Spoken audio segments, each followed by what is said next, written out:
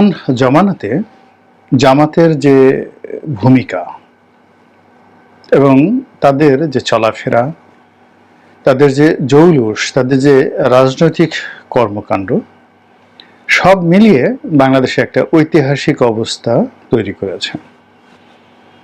জামাতের যারা নেতাকর্মী তারা ধরে নিয়েছেন যে তারা সম্ভবত ক্ষমতায় আসছেন, হয়তো একটু প্রলম্বিত হতে পারে, এবং তারা সেই জিনিসটা চাচ্ছেন যে ডক্টর মোহাম্মদ ইউনূস অন্তত 2 থেকে 3 বছর সময় তিনি অতিবাহিত করুন, তার নেতৃত্বে সরকার পরিচালিত হোক। আর এই সুবাদে জামাত নিজেদেরকে তারা গুছিয়ে নিক, উজ্জীবিত হোক, এবং অন্য তাদের যে সমমনা ইসলামী দলগুলো রয়েছে তাদের উপর তাদের একটা প্রভাব প্রতিষ্ঠিত হোক অথবা বন্ধুত্ব হোক। এবং এটা জামাতের অন্যায্য কিন্তু চাওয়া নয়, এবং এই চাওয়ার ফলে ইতিমধ্যে তারা যে সকল সাংগঠনিক কর্মকাণ্ড শুরু করেছে, তো সে সকল সাংগঠনিক কর্মকাণ্ডে ব্যাপক, মানে যাকে বলা হয় শোডাউন, শো অফ, যেটি জামাত ইতিপূর্বে কখনো করেনি। যেমন দেখা গেল যে জামাতের আমির অতি সম্প্রতি ঢাকার বাইরে একটি অনুষ্ঠান, সম্ভবত ঝিনাইদহ বা সাতক্ষীরা ওই অঞ্চল, সেখানে তিনি গিয়েছেন, এবং সেখানে যে রোকন সম্মেলন হয়েছে, বিশাল উপস্থিতি, এবং যেভাবে পত্রপত্রিকায় ঠিক ওইভাবে আসেনি, কিন্তু সামাজিক মাধ্যমে যে বিশাল প্যান্ডেলের ছবি এসেছে, এবং জামাতের যারা সমর্থক তারা বলার চেষ্টা করছেন যে এটা কোনো জনসভা নয়, এটি কর্মী সভা। অর্থাৎ কর্মী সভার যে ব্যাপ্তি, এটি জনসভার ব্যাপ্তিকে ছাড়িয়ে গিয়েছে। এত মানুষ সেখানে উপস্থিত হয়েছেন। একইভাবে তিনি সেখানে গিয়েছেন এবং রাজকীয় সংবর্ধনা পেয়েছেন, তাকে ফুলেল শুভেচ্ছা জানানো হয়েছে, তার গাড়িতে যেভাবে ফুল ছেটানো হয়েছে, অন্য কোনো আমিরে জামাত ইতিপূর্বে এইরকম কোনো অনুষ্ঠানে সংবর্ধিত হননি। ঢাকাতে ঢাকা মহানগর দক্ষিণ রোকন সম্মেলন হয়েছে, তারপর জামাতের একটি প্রতিনিধি ইতিমধ্যে তুরস্ক ঘুরে এসেছেন বা তুরস্ক ভ্রমণে আছেন। তো সেই ছবিগুলো যেভাবে এসেছে, অর্থাৎ জামাত তাদের নিজেদের অফিসে যে সকল ইন্টারনাল মিটিং করছেন বিদেশি রাষ্ট্রদূতদের সঙ্গে বা অন্য কোনো মেহমানদের সঙ্গে, আবার যখন বাইরে কোনো রোকন সম্মেলন করছেন, সেখানে পুরো যে হল ঘর, সেখানে যে ধরনের একটা রাজস্বিকতা চলে এসেছে, রাজকীয় একটা ভাব এবং একটা গাম্ভীর্য চলে এসেছে, এতে স্পষ্টতই জামাতের যারা নেতাকর্মী তারা ধরে নিতে পারেন বা বিশ্বাস করতে পারেন যে তারা একটা ঐতিহাসিক সময় পার করছেন এবং জামাত ক্ষমতায় চলে আসছে। তো যা হোক, এই হলো জামাতের অভ্যন্তরীণ অবস্থা। কিন্তু বাইরে যে সমস্যা, সে সমস্যাটা হলো জামাতকে যদি রাষ্ট্র ক্ষমতা আসতে হয়, তাহলে তাকে নির্বাচনের মাধ্যমে আসতে হবে, এবং সেই নির্বাচনে এখন আওয়ামী লীগ ধরুন আসলো না, এবং জামাত চাচ্ছে, মনে প্রাণে চাচ্ছে, এবং জামাতের সাথে যারা সংশ্লিষ্ট তারাও চাচ্ছে যে আওয়ামী লীগ এই নির্বাচনে না আসুক, কোনোভাবে না আসুক। আর ইউনূস সরকারের যারা ঘনিষ্ঠজন তারা উপরে উপরে কি বলছেন, ভিতরে কি বলছেন, সেটা এখনো বোঝা যাচ্ছে না। তবে বদিউল আলম মজুমদার, যিনি নির্বাচন সংস্কার কমিটির প্রধান, তার বক্তব্য স্পষ্টতই যে তিনি বলছেন যে না, কোনো কারণে যদি এই পরিবর্তিত পরিস্থিতিতে না আসে আওয়ামী লীগ, তাহলে নির্বাচন অশুদ্ধ হবে না। তার এই কথা স্পষ্ট যে বাবারে তোমরা এই দফায় এসো না।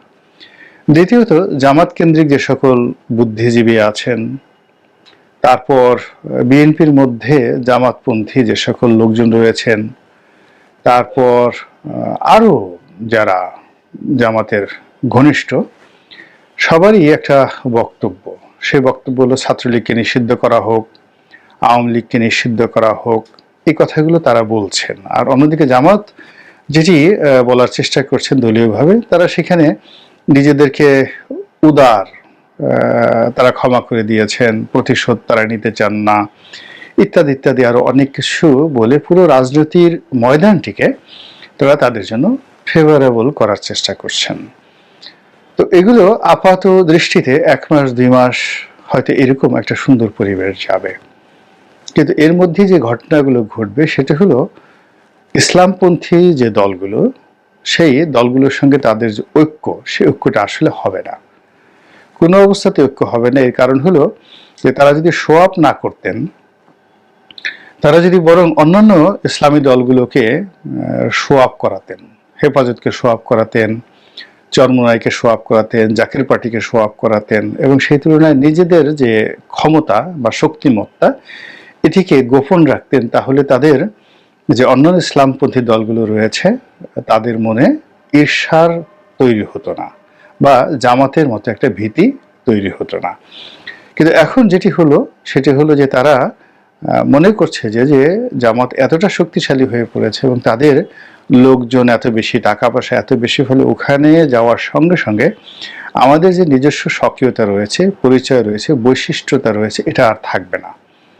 ফলে ইসলামী দলগুলো তারা ভিন্নভাবে তারা ঐক্যবদ্ধ হবে, কিন্তু জামাতের সঙ্গে তারা হবে না, যেটি 1 মাস আগেও কিন্তু কল্পনা করা যেত না। 1 মাস আগে তারা একত্র হওয়ার জন্য প্রাণান্ত চেষ্টা করেছে, আর শেখ হাসিনা থাকাকালীন সময়তে তারা মোটামুটি স্বপ্ন দেখেছে যে জামাতের সঙ্গে কি করে ঐক্যবদ্ধ হওয়া যায়, যেটি এই মুহূর্তে সমস্যা হয়ে দেখা দিয়েছে। দ্বিতীয়ত, সরকারের মধ্যে হিজবুত তাহরির সদস্যরা আছে বা সমর্থন আছে, এরকম গুজব ভীষণভাবে ছড়িয়ে পড়েছে, এবং জামাতের সঙ্গে আসলে হিজবুত তাহরির নীতিগতভাবে কোনো সম্পর্ক কিন্তু নেই। এটা আপনাদেরকে বুঝতে হবে। জামাত যে আদর্শে বিশ্বাস করে, যে নীতিতে বিশ্বাস করে, তার সঙ্গে হিজবুত তাহরির বা হিজবুত তাহরির যারা শত্রু রয়েছে, হিজবুত তাওহিদ, এদেরও কোনো সম্পর্ক নেই, একেবারে দাকুমার সম্পর্ক। এবং জামাতকে কিন্তু এখন এই দায়িত্বটা নিতে হচ্ছে যে জামাত হিজবুত তাহরির বা হিজবুত তাহরির জামাতের যৌথ সরকার, এরকম একটা যাকে বলা হয় বদনামি তাদেরকে নিতে হচ্ছে, যে এই বদনামের দায়ভার তারা বহন করতে পারবে না। কেন পারবে না? সেটা হলো হিজবুত তাহরির একটি নিষিদ্ধ সংগঠন বাংলাদেশে, তার সঙ্গে সঙ্গে এটি ভারতের জাতশত্রু, এটি আমেরিকার জাতশত্রু, এমনকি সৌদি আরব থেকে শুরু করে মিডল ইস্টের যে কান্ট্রিগুলো রয়েছে যাদের সঙ্গে জামাতের খুবই ভালো সম্পর্ক, এমনকি তুরস্কের সঙ্গে জামাতের খুব ভালো সম্পর্ক, সেই তুরস্কের সঙ্গেও কিন্তু হিজবুত তাহরির যে সম্পর্ক, সেই সম্পর্ক কিন্তু ভালো না। কিন্তু এখন যে কোনো কারণে হোক না কেন, এটা গুজব হোক, সত্য হোক, যা কিছু হোক না কেন, এইরকম একটি বদনামের মধ্যে জামাত কিন্তু পড়ে গিয়েছে। এখন তারা সরাসরি হিজবুত তাহরির বিরুদ্ধেও বলছে না বা বলতে পারছে না, আবার তারা হিজবুত তাহরির অংশ সেটাও তারা বলতে পারছে না, অথচ এটি ফিসফাস হচ্ছে বাংলাদেশে, আর দেশের বাইরে এগুলো নিয়ে কিন্তু ব্যাপক আলোচনা হচ্ছে। ইন্ডিয়াতে আলোচনা হচ্ছে, আমেরিকাতে আলোচনা হচ্ছে, এমনকি হোয়াইট হাউস পর্যন্ত এটি রীতিমতো বিস্ফোরণ তৈরি করেছে। এবং অতি সম্প্রতি আপনি দেখুন যে হোয়াইট হাউসের যিনি মুখপাত্র ম্যাথিউ মিলার, তিনি যেভাবে ডক্টর ইউনূস সরকারের যাকে বলা হয় সমালোচনা করেছেন, এবং যেভাবে থানা আক্রমণ করা, 400টি থানা আগুন লাগানো, পুলিশ হত্যা নিয়ে তিনি যে ইঙ্গিতপূর্ণ হুমকি দিয়েছেন, এটি স্পষ্টতই ডক্টর মোহাম্মদ ইউনূসের জন্য এবং জামাতের জন্য একটি ঐতিহাসিক বিপদ ডেকে নিয়ে আসবে, যেটি তাদের হিসাবের মধ্যে ছিল না। এবং এটাকে আমি ঐতিহাসিক বলি এই কারণে যে জামাত বিএনপি যখন যৌথ সরকার পরিচালনা করেছিল সেই 2001 থেকে 2006 সাল পর্যন্ত, ওই সময়টাতে শায়ক আব্দুর রহমান এবং বাংলা ভাই জেএমবি, তাদের প্রচণ্ড উৎপাত বেড়ে গিয়েছিল, এবং বাস্তবতা হলো যে জেএমবির সঙ্গে জামাতের কোনো সম্পর্ক ছিল নাই, বরং এদের সঙ্গে একটা দাকুমরার সম্পর্ক। কিন্তু সমস্যাটা হলো যে দাড়ি টুপি থাকলে যেমন জামাত মনে করা হয়, বা জামাতকে অন্য দাড়ি টুপি যারা আছে তারা সেটা জঙ্গি হোক, আল কায়দা হোক, আর যা কিছু হোক না কেন, তাদের সঙ্গে জামাতকে একটা মিলিয়ে দেওয়ার প্রবণতা রয়েছে সমাজের যারা অন্যান্য যারা সেকুলারিজম রাজনীতি করেন তাদের। তো কাজেই এখানে যেটা হলো যে শায়খ আব্দুর রহমান বাংলা ভাই তাদের সঙ্গে জামাতের কোনো সম্পর্ক নাই, কিন্তু মতিউর রহমান নিজামী সাহেব হঠাৎ করে এই বাংলা ভাই মিডিয়ার সৃষ্টি এই একটা কথা বলে তিনি যা বুঝাতে চেয়েছেন সেটা না বুঝে বরং উল্টো হয়ে গেল যে জামাতের সঙ্গে জেএমবির একটা সম্পর্ক রয়েছে এবং জামাত জঙ্গি ঘটনার সাথে জড়িত। ওই যে কোর্ট কাছারিতে যে একই সঙ্গে সারা বাংলাদেশে বিএনপি জমানাতে যে আক্রমণটা হয়েছিল, বোমা হামলা হয়েছিল, উদিসের বোমা হামলা হয়েছিল, এগুলো বিভিন্ন জঙ্গি গোষ্ঠী করেছিল, কিন্তু তার সঙ্গে জামাতের সম্পর্কটা স্থাপন করে দেওয়া হয়েছিল। এবং এই যে ঐতিহাসিক একটা দুর্ভোগ এবং দুর্দশা, যেটি এখনো পর্যন্ত জামাত কাটিয়ে উঠতে পারেনি, যেটার বিরুদ্ধে এখনো জামাত কোনো কথা বলতে পারেনি, এবং তাদের যুক্তি দিয়ে তারা এখনো সেই যে তাদের যে অতীত অভিযোগ যে জেএমবির সঙ্গে জামাতের সম্পর্ক, বাংলা ভাইয়ের সঙ্গে জামাতের সম্পর্ক, তারপর শায়খ আব্দুর রহমানের সাথে সম্পর্ক, উদ্দিসির বোমা হামলার সঙ্গে জামাতের সম্পর্ক, এই জিনিসগুলো যেভাবে প্রচার হয়েছে অতীতে সেই দায় থেকে বেরোতে পারেনি। এবং তার মধ্যেই আবার দেখা গেল নতুন করে হিজবুত তাহরির সঙ্গে জামাতের সম্পর্কটা চলে আসছে।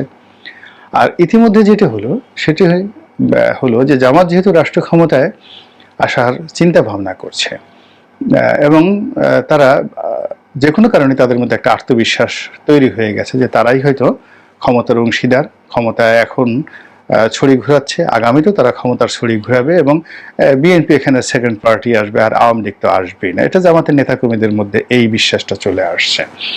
তো চলে আসার কারণে তাদের মধ্যে একটা রাষ্ট্র নায়কোচিত মনোভাব চলে আসছে। তারা হিন্দুদেরকে আপন করার চেষ্টা করছে, বৌদ্ধদেরকে আপন করার চেষ্টা করছে, সারা বাংলাদেশ নিয়ে তারা কথা বলছে। তারা উদারনৈতিক একটা আলোচনা করার চেষ্টা করছে, নারী অধিকার নিয়ে তারা কথাবার্তা বলার চেষ্টা করছে। খুবই আধুনিক একটা রাষ্ট্র ব্যবস্থা যাতে কায়েম হয়, ঠিক রাষ্ট্র নায়কোচিত ভাব নিয়ে জামাতের আমির এবং অন্যান্য নেতৃবৃন্দ আছেন, তারা ঠিক সেইভাবে কথাবার্তা বলার চেষ্টা করছেন, যা কিনা অন্যান্য যারা ইসলামপন্থী লোকজন রয়েছেন, ওয়াইজিন রয়েছেন, বক্তা রয়েছেন, ইতিমধ্যে তারা কিন্তু নেতিবাচক প্রতিক্রিয়া ব্যক্ত করেছেন। যেমন দেখা গেল সেই পূজা মণ্ডপে গিয়ে গান গাওয়া, তারপর পূজা মণ্ডপে গিয়ে গীতা পাঠ করা কিংবা পূজা মণ্ডপ পরিদর্শন করা, এই বিষয়গুলো জামাত যেটা করেছে সেটা হলো তারা রাষ্ট্র ক্ষমতা যদি থাকে, হিন্দু মুসলমান বৌদ্ধ খ্রিস্টান সমস্ত অনুষ্ঠানই তাদেরকে যেতে হবে যে রাষ্ট্রপ্রধান হিসেবে, একজন প্রধানমন্ত্রী হিসেবে, তো সেভাবে তারা গিয়েছে। আর অন্যদিকে যারা প্রতিপক্ষ তারা যে অকথ্য এবং অশ্লীল ভাষায় গালাগাল এবং ইসলামের যে বিধানগুলো রয়েছে সেই বিধানগুলোতে অন্য ধর্মের অনুষ্ঠানে অংশগ্রহণ না করা, প্রমোট না করা, এই সকল বিষয়ে যে সকল কোরআনের আয়াত রয়েছে, হাদিস রয়েছে, সেইগুলো তারা ইতিমধ্যে মসজিদের মিম্বরে গিয়ে, ওয়াজে গিয়ে আলাপ আলোচনা করে জামাতের জীবন রীতিমতো তছনছ করে ছেড়ে দিয়েছে। আর এরই মধ্যে দেখা গেল যে ইসলামী অঙ্গনে, সেটা মাদ্রাসা হোক, তাদের কমিটি, অন্যান্য জায়গাতে যেখানে চাঁদাবাজি হোক, যেখানে প্রভাব বিস্তার করা হোক, মানে সমস্ত বিষয়গুলোতে যেখানে যেখানে জামাতের সঙ্গে কনফ্লিক্ট অফ ইন্টারেস্ট, সেটা আওয়ামী লীগের হোক, বিএনপির হোক, আহলে সুন্নাত ওয়াল জামাতের হোক, কিংবা হেফাজতে ইসলামের হোক, কিংবা অন্য যেখানে হোক না কেন, তারা সেই কনফ্লিক্ট অফ ইন্টারেস্টে কিন্তু ক্ষুদ্র ক্ষুদ্র অংশে বিভক্ত হয়ে ইতিমধ্যে তারা সে বিবাদ শুরু করে দিয়েছে। এবং এই বিবাদ করতে গিয়ে জামাতকে ঠেকানোর জন্য যেখানে যার যতটুকু সাহায্য দরকার, তারা ঠিক সেই সহযোগিতাটুকু তারা নিচ্ছে প্রতিপক্ষ। এমনকি আওয়ামী লীগের লোকদের কাছ থেকেও কিন্তু জামাত ঠেকানোর জন্য সুযোগ তারা মানে নিয়ে নিচ্ছে। এবং এর ফলে পর্দার অন্তরালে বিভিন্ন জনপদে এমন সব দুর্বিষহ ঘটনাগুলো ঘটছে, এমন সব ঘটনাগুলো ঘটছে যেগুলো নিয়ন্ত্রণের জন্য আসলে রাষ্ট্র ক্ষমতার অ্যাক্টিভ, যাকে বলা খবরদারি দরকার, মানে প্রত্যক্ষ খবরদারি দরকার, সেনাবাহিনীর সাহায্য দরকার, পুলিশের সাহায্য দরকার, তারপরে সিভিল অ্যাডমিনিস্ট্রেশনের সাহায্য দরকার, যেটা এই মুহূর্তে নেই বাংলাদেশে। ফলে কি হচ্ছে, পুরো দায় দায়িত্বটা কিন্তু জামাতের উপর চলে এসেছে, যেটা সামাল দেওয়ার মতো অবস্থা কিন্তু জামাতের নেই। ফলে জামাত সেই অতীতের মতো আবারও হয়তো কোনো ঐতিহাসিক ঝক্কি ঝামেলার মধ্যে পড়তে যাচ্ছে। আল্লাহ ভালো জানেন। আল্লাহ আমাদের